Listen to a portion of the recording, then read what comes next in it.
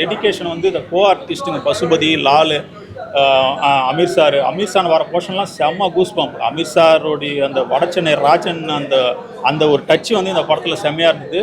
சூப்பராக பண்ணியிருக்காரு. ரியலி வந்து ஒரு அமீர்சார் வந்து இனிமேல் வந்து ஒரு டைரக்ஷன்லேருந்து ஒரு ஒரு ஒரு ஆர்டிஸ்ட்டு ஒரு மெட்டீரியலை தொட்டு இனிமேல் வந்து அவர் இல்லாத படமே இல்லாத மாதிரி அவர் பண்ணியிருக்காரு. எப்படி கொஞ்ச நாள் சமுத்திரகனி வந்தாரோ அந்தமாரி இனிமேல் ஒரு அமீர்சார் வந்து ஒரு பெரிய ரவுண்டு வருவார் எல்லா படத்துலையும். ஆக்சுவலாக இது ஒரு கேஸ்ட்டை மையப்படுத்தியே இல்லைங்க. ஒரு அந்த அந்த அந்த காலத்தில் ஒரு கேஸ்ட் பாலிடிக்ஸும் பிரச்சனையும் நடந்துட்டு இருக்குதா. அதில் ஒரு இளைஞர்களுக்கு அந்த கேஸ்ட் பாலிடிக்ஸ்னால இவர் எப்படி பாதிக்கப்படுறாரு, பட் பாதிக்கப்பட்டாலும் எப்படி வந்து வெளியில வராரு, எப்படி ஜெயிக்கிறாருன்றதா கதை. அப்ப நமக்கு என்ன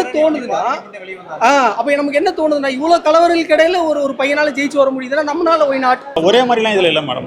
இது வந்து கேஸ்ட்டை வந்து காமிச்சிருக்காங்க. கேஸ்ட்டை காமிக்காம அவர் படம் எடுக்க முடியாது. ஏன்னா அவர் வாழ்ந்த இடம் அப்படியே வழிகள் அப்படி. அதை வந்து இதை எப்படி வந்து மக்களுக்கு காமன் ஆடியன்ஸ் கொண்டு போன்றது ரொம்ப மெனக்கெட்டுருக்கு அந்த படம்.